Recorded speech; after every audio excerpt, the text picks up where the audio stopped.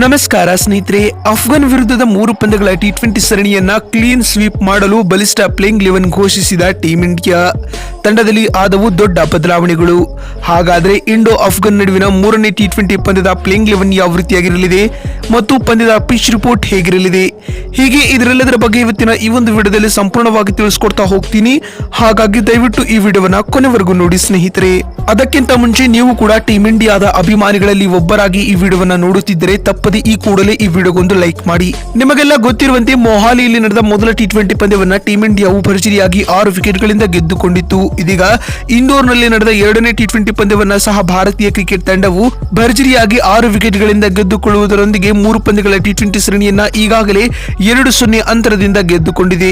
ಹೀಗಾಗಿ ಟೀಂ ಇಂಡಿಯಾಗೆ ಇದೀಗ ಅಫ್ಘಾನ್ ವಿರುದ್ಧದ 3ನೇ ಟಿ20 ಪಂದ್ಯ ಕೇವಲ ಔಪಚಾರಿಕ ಪಂದ್ಯವಾಗಿರಲಿದೆ. ಅತ್ತ ಅಫ್ಘಾನ್ ತಂಡಕ್ಕೆ ಈ 3ನೇ ಟಿ20 ಪಂದ್ಯವು ಪ್ರತಿಷ್ಠೆಯ ಕಣವಾಗಿರಲಿದೆ ಸ್ನೇಹಿತರೆ. ಇನ್ನು ಭಾರತ ಹಾಗೂ ಅಫ್ಘಾನಿಸ್ತಾನ ನಡುವಿನ 3ನೇ ಹಾಗೂ ತೃತೀಯ ಟಿ20 ಪಂದ್ಯವು ಇದೇ ಜನವರಿ 17ರಂದು ಅಂದ್ರೆ ಬುಧವಾರ ನಡೆಯಲಿದೆ ಸ್ನೇಹಿತರೆ. ಇಂಡೋ ಅಫ್ಘಾನ್ ನಡುವಿನ ಈ 3ನೇ ಟಿ20 ಪಂದ್ಯವು ನಮ್ಮ ಬೆಂಗಳೂರಿನ ಚಿನ್ನಸ್ವಾಮಿ ಸ್ಟೇಡಿಯಂನಲ್ಲಿ ನಡೆಯಲಿದೆ ಸ್ನೇಹಿತರೆ. ಅಂದಹಾಗೆ ಈ ಟಿ20 ಪಂದ್ಯವು ಭಾರತೀಯ ಕಾಲಮಾನದ ಪ್ರಕಾರ ಸಂಜೆ 7 ಗಂಟೆಗೆ ಜರುಗಲಿದೆ.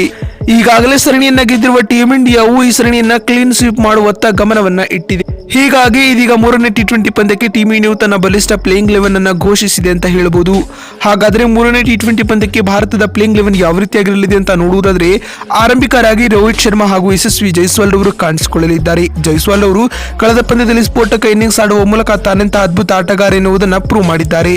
ಇನ್ನು 3ನೇ ಕ್ರಮಾಂಕದಲ್ಲಿ ಎಂದಿನಂತೆ ನಮ್ಮ ವಿರಾಟ್ ಕೊಹ್ಲಿ ರವರು ಆಗಮಿಸಲಿದ್ದಾರೆ ಸ್ನೇಹಿತರೆ. ಎಂದ ಹಾಗೆ 4ನೇ ಕ್ರಮಾಂಕದಲ್ಲಿ ಶಿವಮ್ ದುಬೆ ರವರು ಕಾಣಿಸಿಕೊಳ್ಳಲಿದ್ದಾರೆ. ಶಿವಮ್ ದುಬೆ ರವರು ಅಫ್ಘಾನ್ ವಿರುದ್ಧದ ಕಳೆದ 2 ಟಿ20 ಪಂದ್ಯಗಳಲ್ಲಿಯೂ ಸ್ಫೋಟಕ ಅರ್ಧಶತಕಗಳನ್ನ ಬಾರಿಸುವ ಮೂಲಕ ತಂಡದ ಗೆಲುವಿನಲ್ಲಿ ಪ್ರಮುಖ ಪಾತ್ರವನ್ನ ನಿರ್ವಹಿಸಿದರು ಸ್ನೇಹಿತರೆ. ಹೀಗಾಗಿ ಇದೀಗ ಇವರು 4ನೇ ಕ್ರಮಾಂಕದಲ್ಲಿ ಕಾಣಿಸಿಕೊಳ್ಳಲಿದ್ದಾರೆ. ಇನ್ನು 5ನೇ ಕ್ರಮಾಂಕದಲ್ಲಿ ಫಿನಿಶರ್ ಖ್ಯಾತಿಯ ರಿಂಕು ಸಿಂಗ್ ಬರಲಿದ್ದಾರೆ ಸ್ನೇಹಿತರೆ. ಇನ್ನು 6ನೇ ಕ್ರಮಾಂಕದಲ್ಲಿ ಸ್ಟಾರ್ ಆಲ್ರೌಂಡರ್ ಆಗಿರುವ ಅಕ್ಷರ್ ಪಟೇಲ್ ರವರು ಪ್ಲೇಯಿಂಗ್ 11 ನಲ್ಲಿ ಗುರುತಿಸಿಕೊಳ್ಳಲಿದ್ದಾರೆ.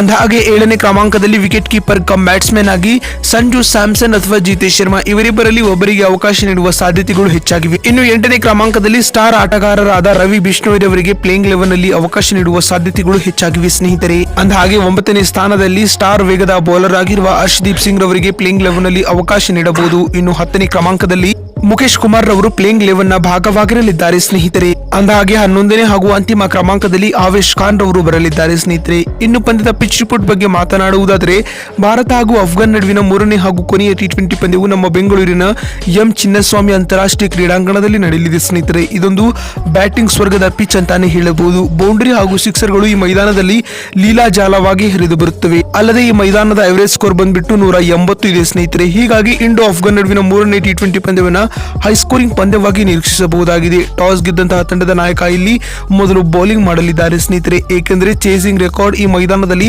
ಅತ್ಯುತ್ತಮವಾಗಿದೆ. ನೋಡಿದ್ರಲ್ಲ ಸ್ನೇಹಿತರೆ, ಇಂಡೋ ಅಫ್ಘಾನ್ ನಡುವಿನ 3ನೇ ಟಿ20 ಪಂದ್ಯದ ಪ್ಲೇಯಿಂಗ್ 11 ಪಿಚ್ ರಿಪೋರ್ಟ್. ಹೀಗೆ ಪಂದ್ಯದ ಸಂಪೂರ್ಣ ಮಾಹಿತಿಯನ್ನು ತಿಳಿಸಿಕೊಡುವ ನಮ್ಮ ಈ ಪ್ರಯತ್ನ ನಿಮಗೆ ಇಷ್ಟವಾಗಿದ್ದಲ್ಲಿ ತಪ್ಪದೆ ಈ ಕೂಡಲೇ ಈ ವಿಡಿಯೋಗೊಂದು ಲೈಕ್ ಮಾಡಿ.